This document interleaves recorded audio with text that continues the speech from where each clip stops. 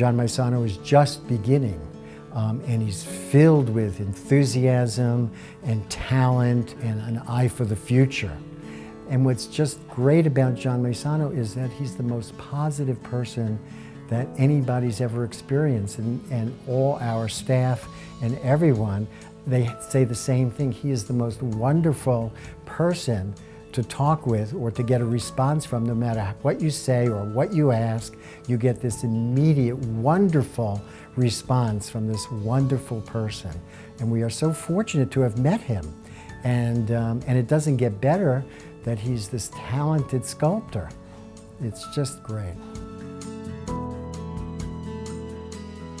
I've worked in museums for 26 years now as an exhibit designer.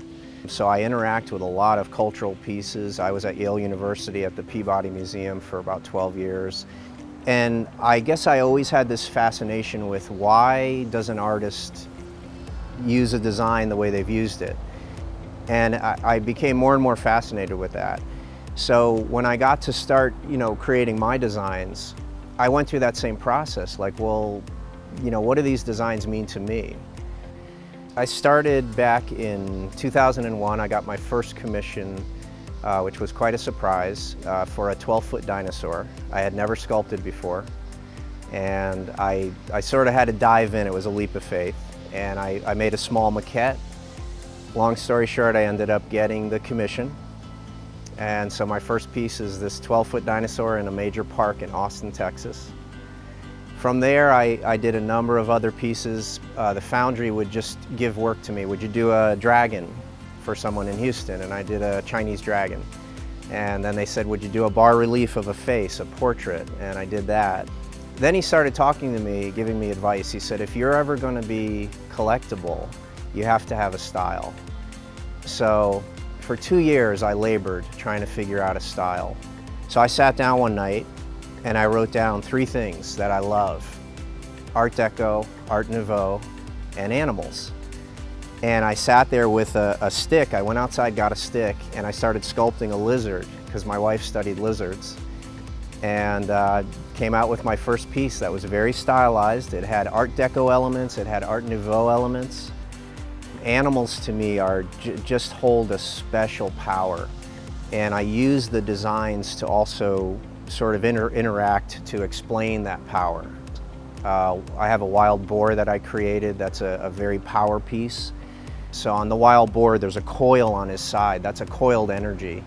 And his back has these lightning bolts, which are polished, and he's in this very powerful stance. And I call it listening to the animal when I create them. Many times I'll create the form and I'll simplify the shape and I'll get my angles and my pose, but it'll take 6 months sometimes to listen to that piece, to get the designs to come out, to get that power, that spirit to come out. As a kid, I used to go and watch the eagles in the woods. I'd watch them fly, and just very inspirational, very uplifting. We call this piece Ascension. In the Native American culture, as I understand the folklore goes, the eagle is the only creature that could fly to the heavens. And I really latched onto that. And so on the other side of the wings here, you'll see a sun that represents the heavens that he's flying to. So on each side of his wing, he's got a sun. And the most important thing with this piece for me was the face-on view when you stand in front of it. I really wanted to get that very powerful movement in the wings. A lot of times the story develops as I work. So first I created this Great Wave piece as an homage to the Great Wave of Kawanga, which is a Japanese art print. That became what I call my wave of life, because it starts at a point and it ends at a point. And it changes as you go. And I've told this story to people at shows, and I'll say, sometimes you're on top of the wave and sometimes you're right underneath the wave. And they'll say, yeah, I'm right under here right now. But through it all, there's these beautiful moments. The designs come through and they're polished, and it's just a beautiful moment that happens in your life, or a special person that you meet. I was sitting in my studio working, and it was like a bolt of lightning. I thought, I've been thinking about exposures. This would be the pinnacle of galleries for me. And I thought, I'm just going to call them.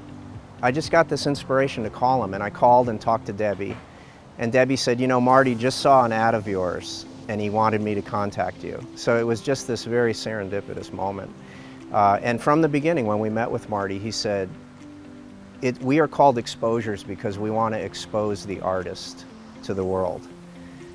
And I thought, wow, that just took me back. I thought, this is amazing. And he's not like any other gallery owner. His people are not like any other gallery people that I've come to know. They're really loving, caring, family. Yeah, I can't say enough about how wonderful it is to be here.